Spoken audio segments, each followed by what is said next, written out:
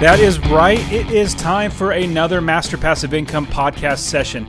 My name is Dustin Heiner. I'm your host, and we look all at real estate rental properties and how we can invest our money in rental properties so that we have enough money coming in into our pockets every single month without working and being able to live the dream life because we don't have a job and we have enough money coming in so we don't have to worry about the bills coming in or, if we're going to be able to go out to this fancy dinner or travel the world. We want to have enough money coming in without us working and having an automatic business. Now, today we're going to be talking about delayed financing and many other things. I have an awesome guest for you today, and he is going to be sharing all about how he has built his business and how he's already quit his job and how he continues to build his business. All right, guys, let's jump in there. Let's start the show. I'm so excited for you to be here with me. Let's learn together how we can quit our job with real estate rental properties. All right, let's jump into it.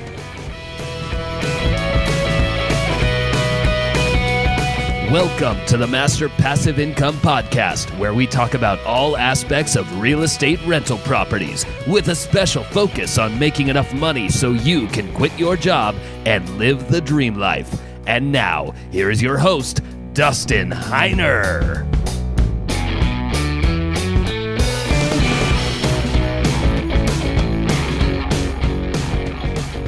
Hey guys, so before we get started, I wanted to share with you about my trip here in Alaska. So I'm currently in Ketchikan, Alaska on a fishing and hunting trip. I'm on the very tail end. If you remember last week I told you I was going to be traveling with a buddy of mine to see a friend up in Alaska. Terrific guy, being able to hang out with him, go fishing, see a lot of great things, catch a lot of great fish.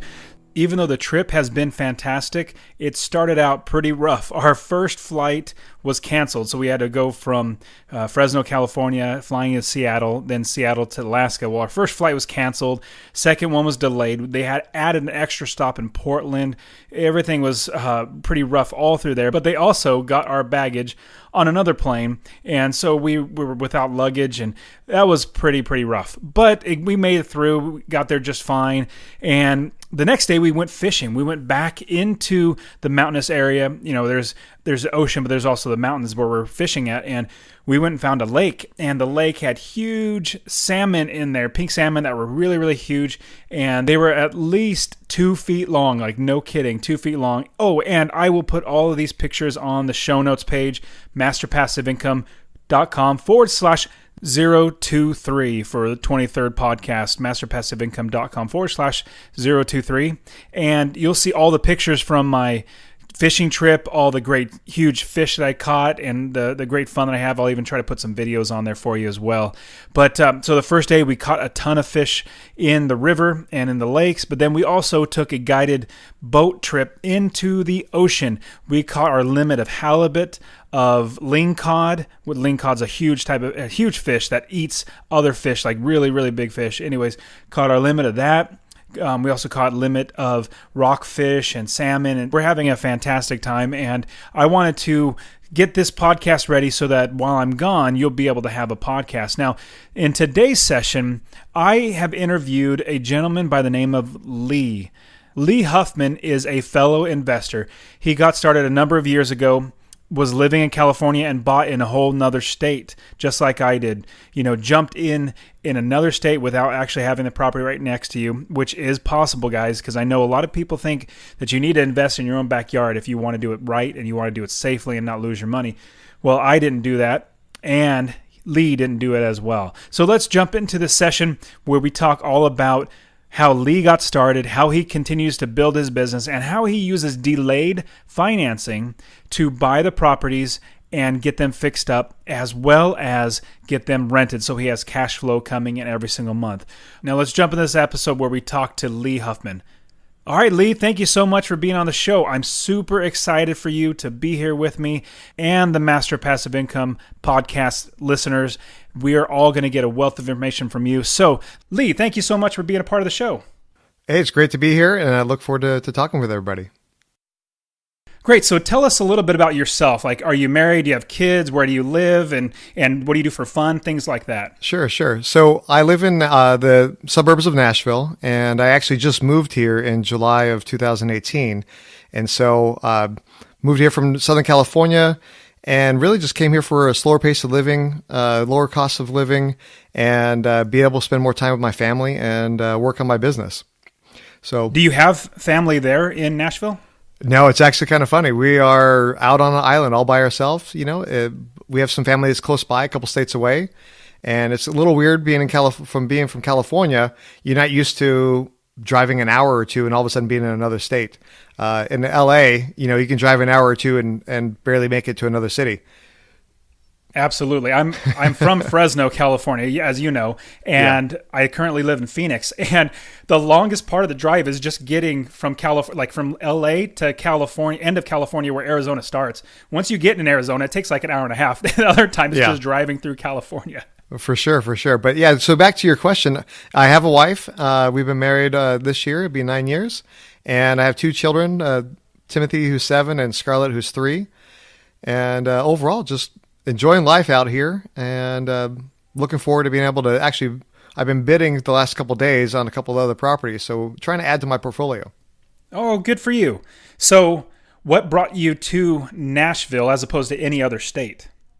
Well, when we decided that we were going to leave California, one, obviously job opportunities played a big part in it, but and Nashville has one of the lowest unemployments of any major city, and so that played huge into the decision.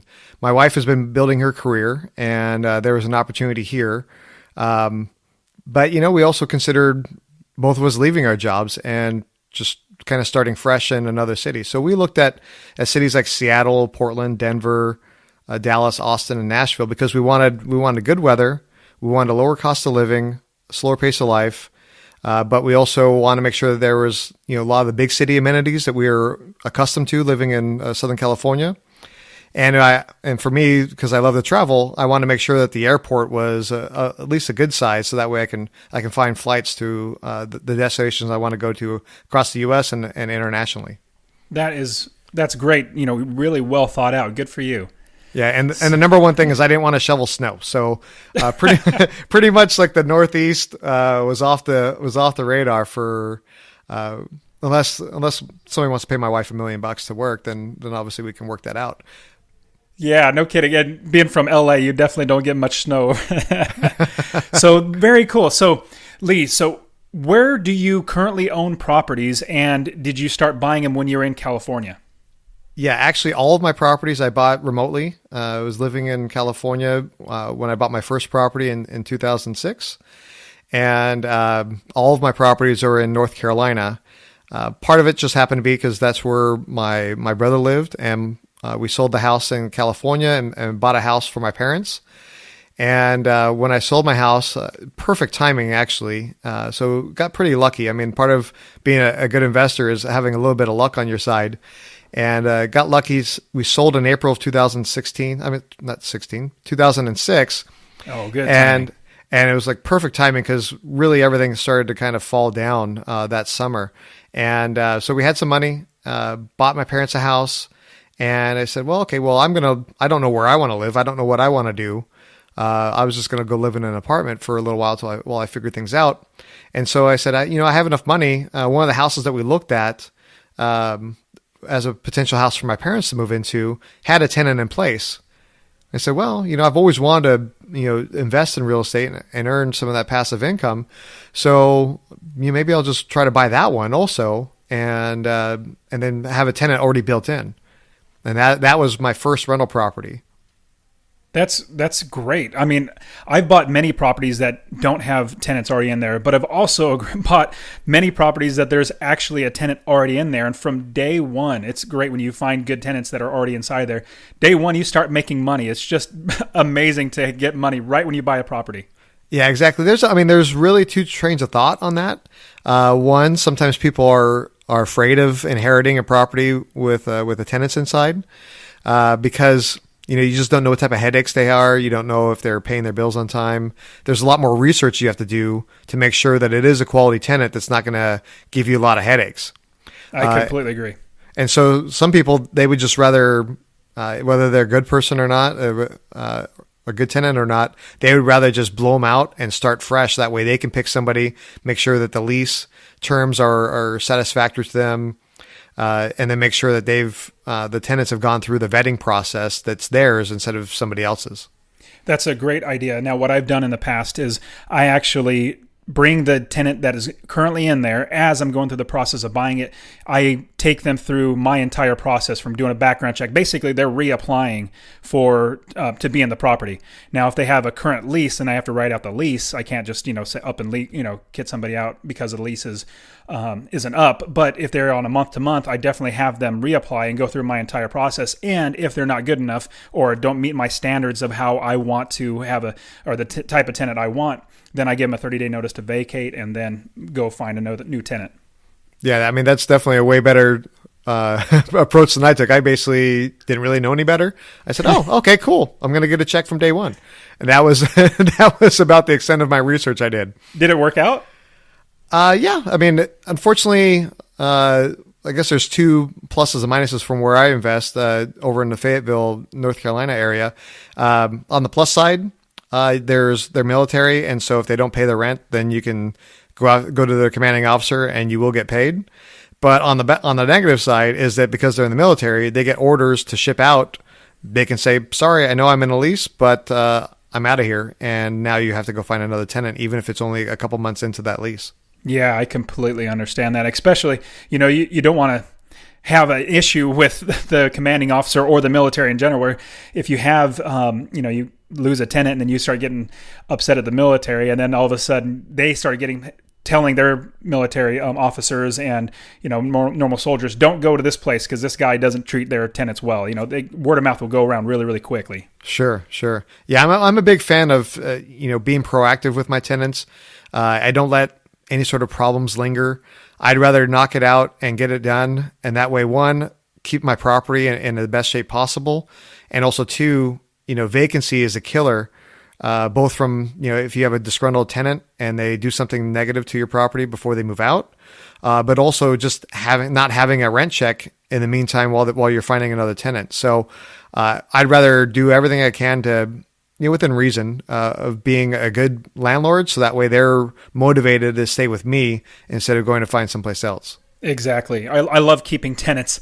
When I have a turnover, it costs money. It definitely costs a lot of money if you have turnover, especially if you have an eviction on top of that. So, well, Lee, tell me a little bit about that first property. We talked how you found the area, but tell me how you found the property itself, how you bought it. Did you get a mortgage on top of the cash that you had from your previous sale? What was the size? The area. What type of tenants you might have, the price and rents and things like that. Okay. Yeah. So it's been a little while. It's been about 12 years. So I don't remember the exact details, but, because I was buying, with a strong down payment, I was able to buy it. I was able to negotiate the price down a little bit. Cash is king. And whenever you're a qualified purchaser, then, they're obviously going to be more lenient to reduce the price. I think we bought it for around $112. And the rents were, I want to say, about $850 a month. And nowadays, now that I'm more knowledgeable about the whole process, the people out there that understand the 1% rule probably choking right now because it's nowhere near 1%. Oh yeah. But overall, that's kind of what happens when you buy retail. You're not always going to get that 1%. And so I learned a lot from that. The rents have gone up a little bit over the years, and now it's making, I want to say, about $950 a month. I think that's what it is. I have the property managers handle it all, so I just basically enter everything into QuickBooks and be done with it. So, but overall, they're the tenants are good. They right now I have 8 properties, and again, I'm not too into all the details because, one, I don't want to be accused of being any sort of discriminatory or anything like that as far as who the tenants are, what race, religion, sex, orientation, anything like that. So I don't even know the names of my tenants. I just know that I get a check from my property manager, around like the 8th of the month, gets a deposit into my account. And that's really all I know about most of the tenants, because nowadays you just have to be so careful. That way you're not having any sort of negative consequences, with your ownership. So, finding a good property manager, let them take care of it. I mean, if I really wanted to get into the details, I could. I know where they are. I just choose not to because I don't want any sort of negative opinions that could crop up there. I couldn't agree more. I absolutely love using property managers. And one of the greatest things about property managers, on top of everything you just said, is that they also make your business an automatic business. And so they do all the work and you just get a check every single month. It's absolutely brilliant. I love this business. Yeah, no, exactly. I mean, my property manager will involve me if there's repairs that are needed, things like that. What I tell them is I want to see the invoices. So I don't want them paying invoices for me because I want to make sure that I'm accounting for it properly in my accounting.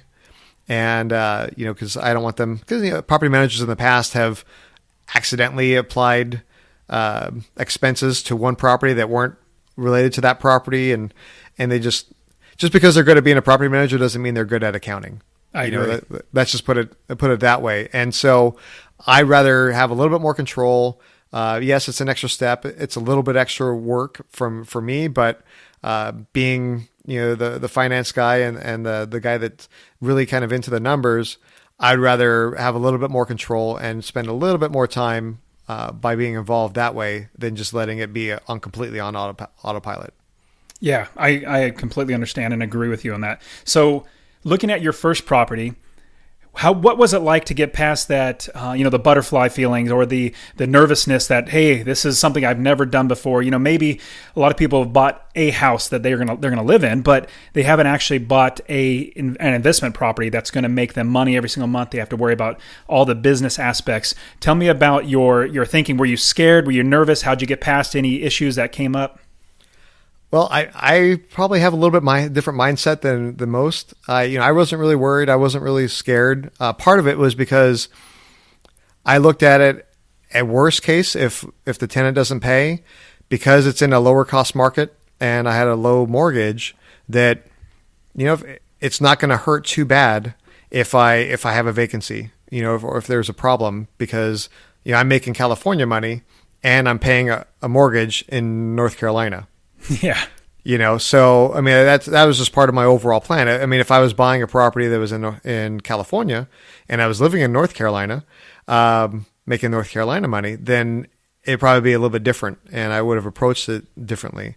But, the fact that my car payment at the time was about the same, if not more, than my mortgage, then it's like I didn't really worry about it as much, but I really should have, and I certainly don't. I certainly don't recommend anybody take that approach. And that's part of the reason why I've continued to buy more properties is that there's kind of a mindset where you go, if you have a multifamily, whether it be a duplex, triplex, quadplex, or something larger, then if you have one vacancy, it's not going to hurt you as bad because you still got all the other tenants that are paying the rent. But if you only have one property and somebody's not paying the rent, now you got 100% vacancy.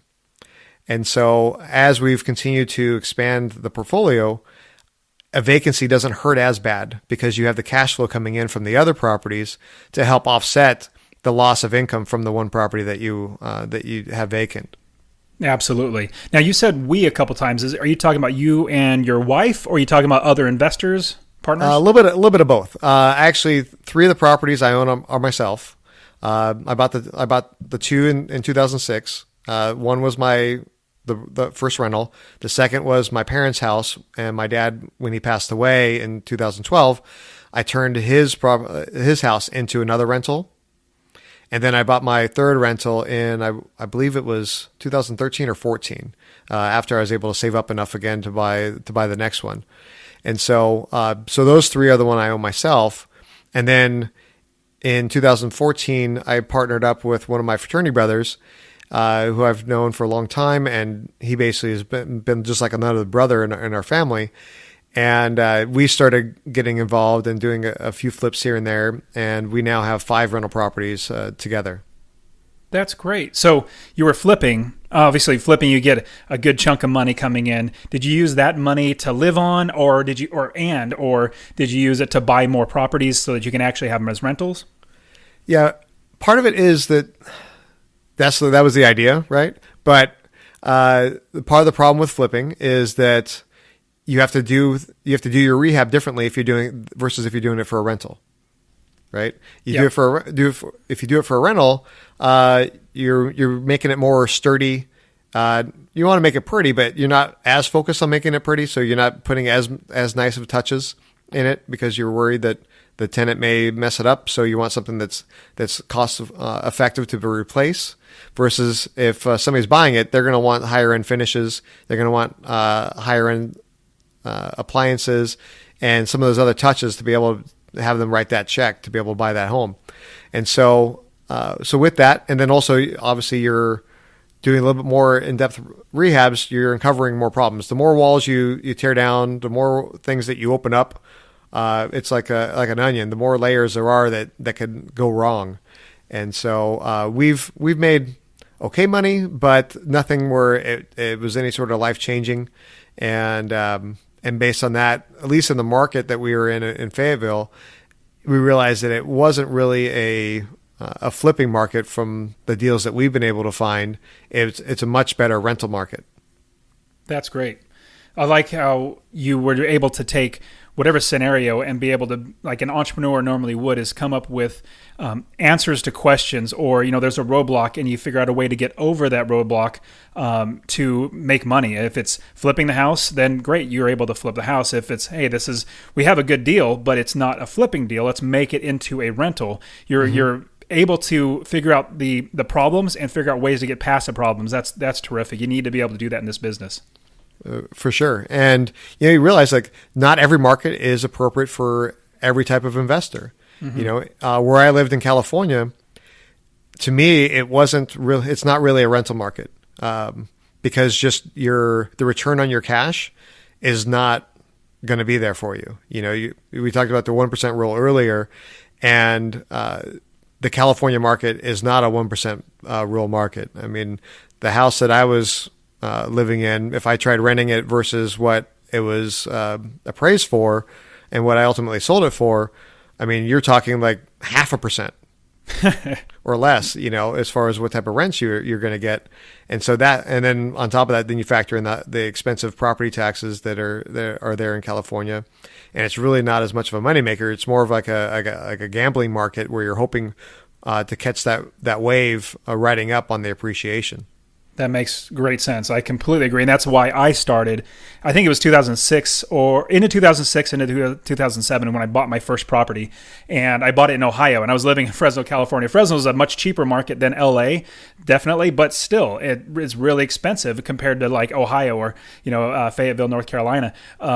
So in Ohio, I bought my first property and then kept building my business from there. And so my very first property, just like you, was out of state, completely away. So I had to get a property manager. So good for you. A lot of people have a tendency to shy away from looking outside of their own state, or really even their local area that they can't drive to the property. What would you say to people, either to encourage them to or not? If you've had negative experience, it doesn't seem like you have, but what would you say to people that are hesitant to go out of their state to start investing?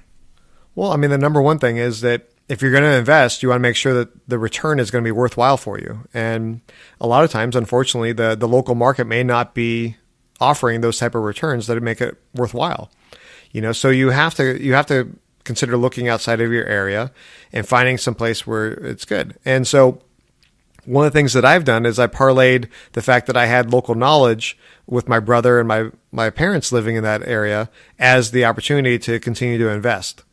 And so, and then for the people that may not know this, is that as a property owner, you can actually go visit your properties. At least this is like the rules as they used to be. I haven't studied on the new tax rules yet, but the way the tax rules used to be is that you can visit your property twice a year and use that as a write-off. So I can go out there, visit my properties, make sure that the properties are in good shape, scout out for new properties, doing all those related businesses, And then at the same time, oh, while I'm here, go see my family. That's great. So this way you can turn what would normally be an out-of-pocket expense to go see your family that's not tax deductible. Now you're turning into a potential tax deductible opportunity. So obviously you got to speak to your CPA and figure out the tax laws for your situation. But there are some opportunities like that. So you can look at it if you want to go visit friends or family. So you got the double benefit of potential tax savings, and also the ability to go see people. And then also consider areas that you want to go visit on a regular basis. Say if there's some place that you like to go to the shore to go to the beach or to the lake or whatever, guess what? You can go there a couple times a year and use that as an expedition to go look at new properties, and then also checking in on your current properties. And now you're getting a double benefit. That's brilliant. That's brilliant. That's something that my wife and I are definitely looking into doing something like that. Especially, we love going to the mountains. And so someplace closer to the mountains. And in Fresno, they have the mountains that are the Sierra Nevadas, and they're fantastic. So we've been looking at property in the Sierra Nevadas because we can go see family in Fresno. We could head up to our property, check out the property. And that's a great idea, making that sure that's a business expense because you're actually checking on your property and checking on your business. That's great. Yeah, and if it's more of a seasonal rental, you can actually, or at least it used to be, you can actually use the property. I think it's up to 14 days without I think it's something like that. So around that. But again, check with your CPA to find the exact rules. But I believe you can probably use the property up to 14 days for personal use without affecting its ability to be considered a rental property. That's great. So, Lee, do you have any mistakes or failures or something that you can let our listeners know that, hey, watch out for this because I either lost lots of money or lots of time or whatever it might be? Do you have any some failures or any type of issues that came up that you can share with the audience? Well, the biggest failure on the rental side is that I trusted one property manager a little too much. And, I'm not sure how I would have been able to get around this, but apparently she ended up getting into some money problems, and everything seemed fine. I could tell she was a little distracted when I would talk to her, and then all of a sudden I found out that she was kind of handing over her business to somebody else and was moving to a different country. It's like, okay, that's a little weird, but I understand. Sometimes love makes you do crazy things. Whatever. Turns out she had actually spent all of the security deposits from me and from other landlords, property owners, and she spent all the money. And it wasn't like she took off with the money; she just frittered it away over time, and basically left with close to zero bank account balances.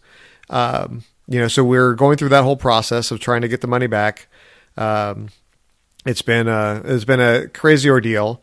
And again, I'm not sure if there's any logical way to be able to kind of watch out for that other than, just kind of watch it if there's a change in behavior with the people you're working with, whether it be a contractor, property manager, insurance agent, whoever that's on your team as far as helping you manage your properties. Just be careful, and if something seems amiss, investigate it further. Right now we're out security deposits on 7 or 8 properties, and we're trying to work with the Department of Real Estate for the state and trying to get that back. That's a great point. My very first property manager, I met the property manager. I had no clue what I was doing. And I said, okay, she seems nice.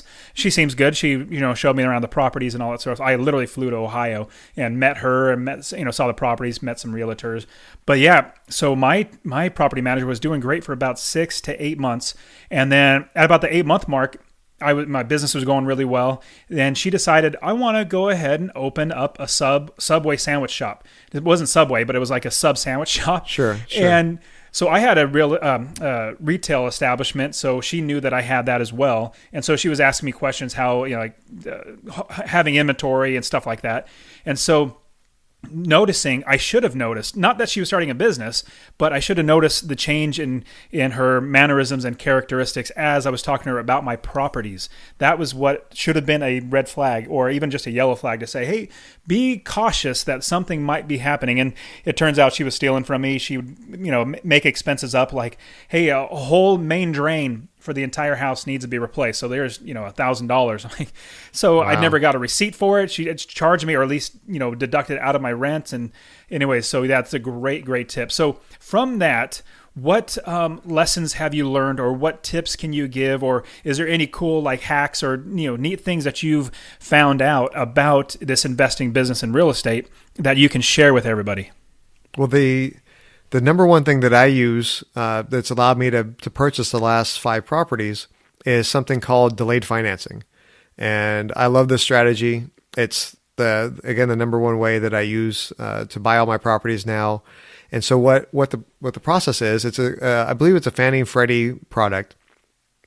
And what you do is, normally when you buy a property and you want to use the after repair value to get a loan, you have to wait either 6 months or a year, right? In order to be able to gauge that new value. Yes.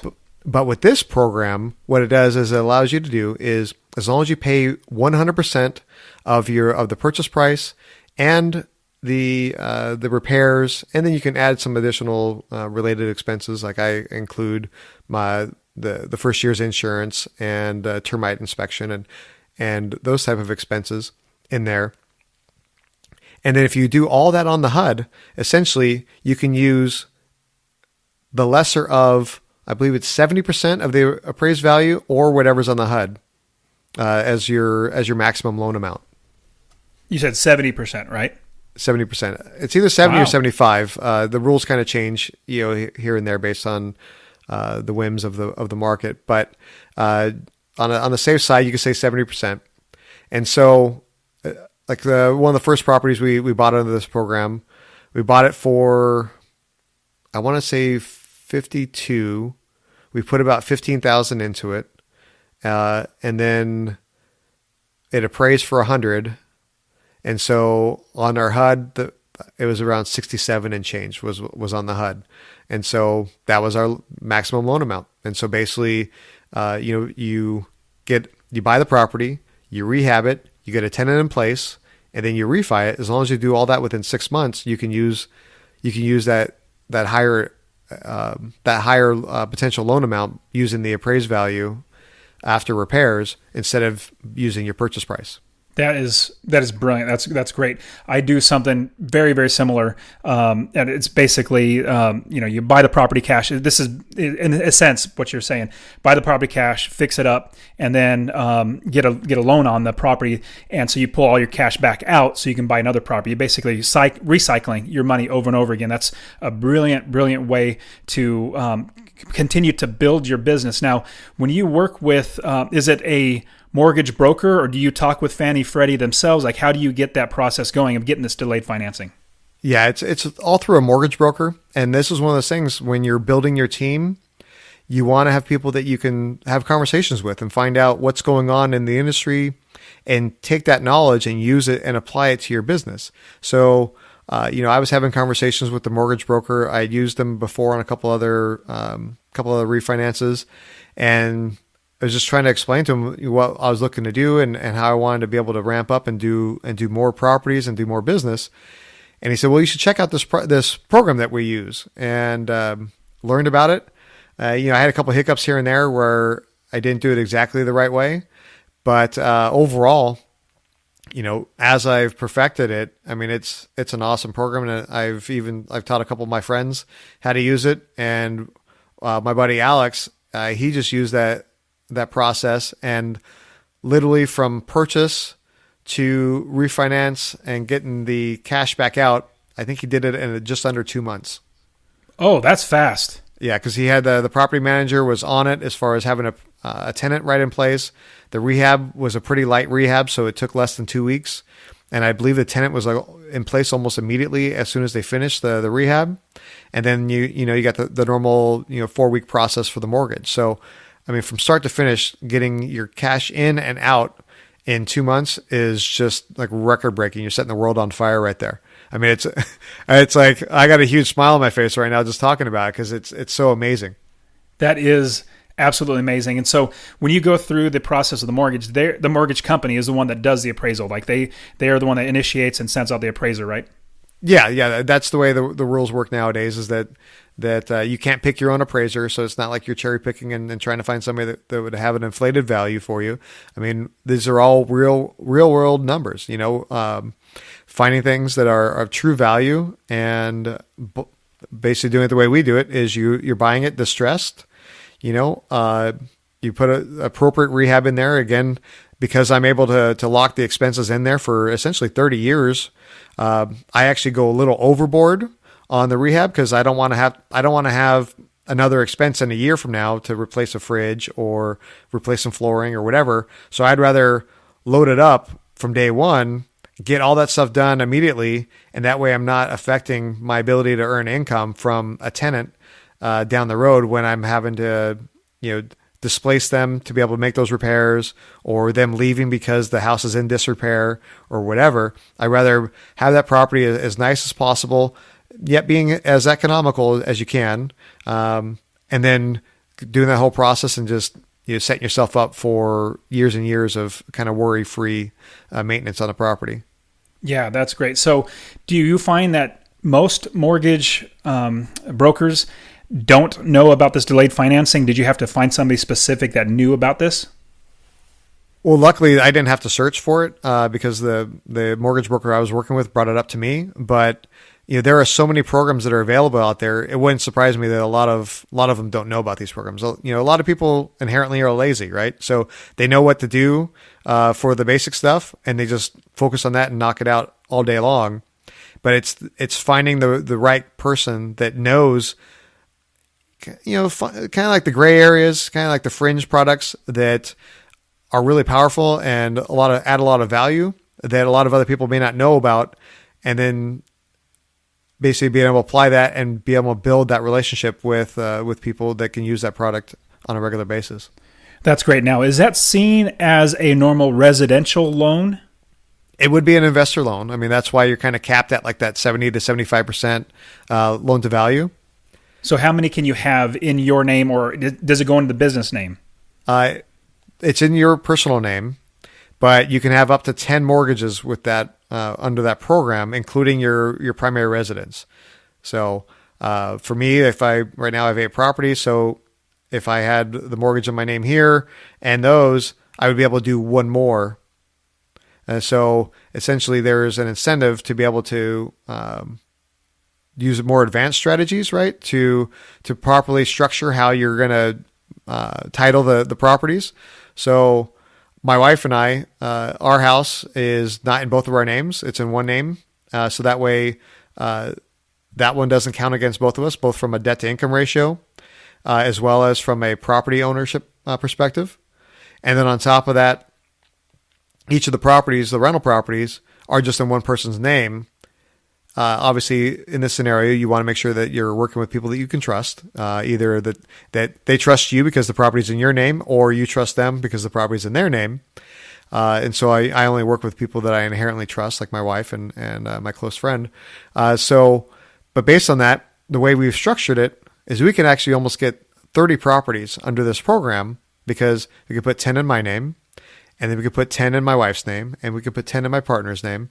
And so based on that, we can have 30 properties under this amazing program that actually is, in my eyes, a lot better than the traditional programs, investor programs, because one, it offers a lower interest rate than a lot of the loans you're going to look at. The last one I did, unfortunately, the rates have gone up a little bit recently. So the base pricing at par was like 5.25%, but we actually knocked up the rate a little bit to reduce our out-of-pocket on the refi. And so it was 30 years fixed at 5.875. That's still great. That's still great, especially for an investment loan. Yeah. It's still a great rate. But it was, because unfortunately the rates have gone up, it is like actually almost a full point higher than the one we did a year prior to that. So that one hurts a little bit. But you know what? Again, as long as you look at your numbers and the cash flows based on what you're looking for, then you're not too worried about it. Absolutely. And the greatest thing is your tenants are paying that bill. So you don't have to worry about that. Yeah, that's what I love about rental properties is that essentially you got to do a little work at the beginning. You got to put in a little effort, put in a little equity. And then at the end, somebody else buys a house for you and essentially it's yours. And all you have given up is the use of that property for that period of time while they're in there paying for it for you. That's a great point. So, Lee, tell me, if hypothetically everything was wiped away and you had to start all over, with everything that you know now, with how to build a business that you can invest in other states, not worry about just having to invest in your own city so you can see the property, all those things like that. So, hypothetically, if you had to start all over, how would you get started investing in real estate, and what would you do? Well, the number one thing is that I've built up a lot of strong relationships over the years. So even if my balance sheet got wiped out and I had to file bankruptcy or some magic gremlin came over and took all my money, I believe that I have enough friendships and relationships that I built up where if I found a great deal, somebody would trust me enough to be able to buy the property, and that's basically how it'd start up again. I would take a private loan that would be unsecured because with that delayed financing program, you cannot have a lien against the property, so you can't buy it with another mortgage. And then that's basically how I start. I would use this program to its fullest because it's quick, it's easy, and it's better pricing than any other type of investor loan that I've been able to experience.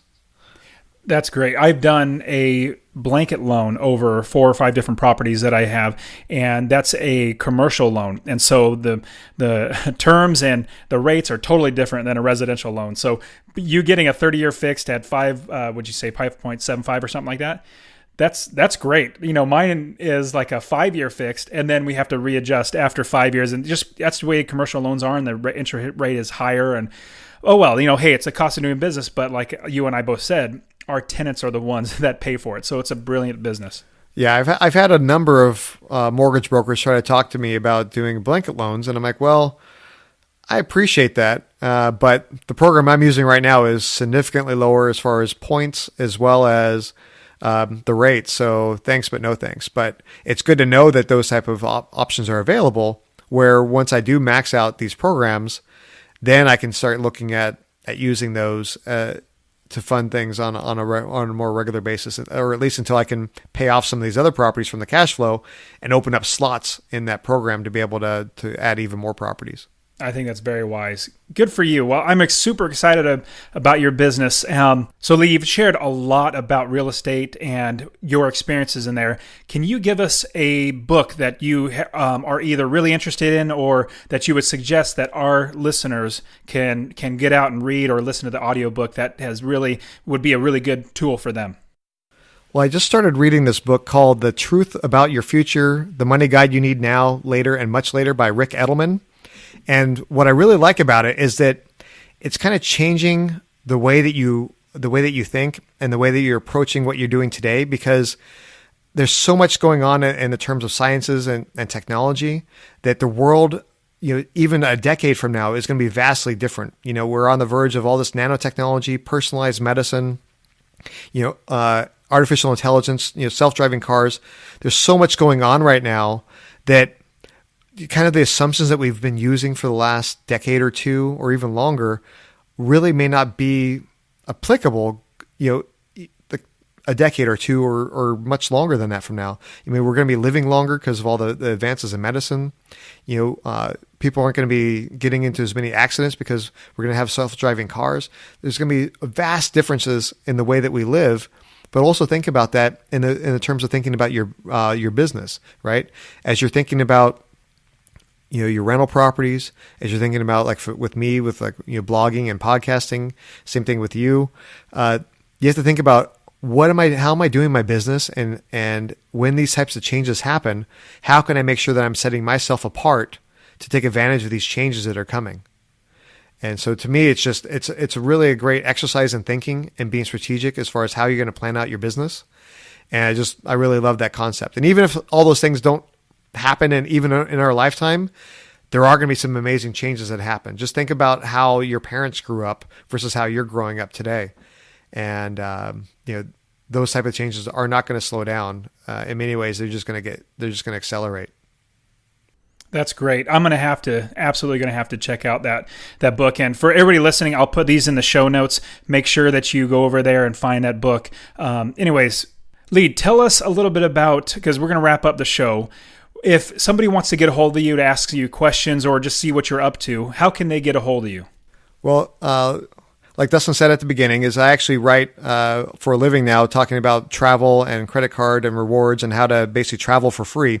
So my website is baldthoughts.com, and you can find me there. And coming in September, I'm actually launching my own podcast called the We Travel There podcast, where I interview people like Dustin about the best things to see, eat, do, and drink in cities from a local's perspective. And make sure you check out the episode with Dustin, because we interview him about his hometown, Fresno. And there's actually a lot of great things to do there that I've been there a number of times, and I had no idea that these were there. So yeah, I love your podcast. I'm really looking forward to hearing a lot more about just general places that you would not know that, hey, there's these cool things to do, because I travel a lot for my business as well as my my blog and my podcast business to conferences and things like that. So being able to find cool local things inside the area of wherever I'm going is going to be super cool. Well, Lee, thank you so much for being a part of the show, and I really am excited for you and your future and your business, and it was really, really great information. I got a lot of information out of it. I know my listeners will also get a ton of information, great information on how they can get started. So thank you again, Lee. I really appreciate you. It was a pleasure, and I look forward to talking to you soon. All right. Take care. Bye-bye. And that was my interview with Lee Huffman. I hope you guys got a lot out of it. I know I sure did. Now remember, as always, I have my free course that I want to give you. I want you to get started investing in real estate. Go over to my website, masterpassiveincome.com/free course, /free course, so that you can get started investing in real estate. If you haven't already, you need to start now. The best time to plant a tree was 20 years ago, but the second best time is today, so get started. Go to my site, masterpassiveincome.com, grab your free course, check out the show notes, and as always, I really appreciate you guys. Thank you so much for being a part of the show. If you could, subscribe, rate, and review the show. It really helps me out, gets the word out to more people that they can change their lives with real estate rental properties. All right, guys, take care of yourselves. See ya.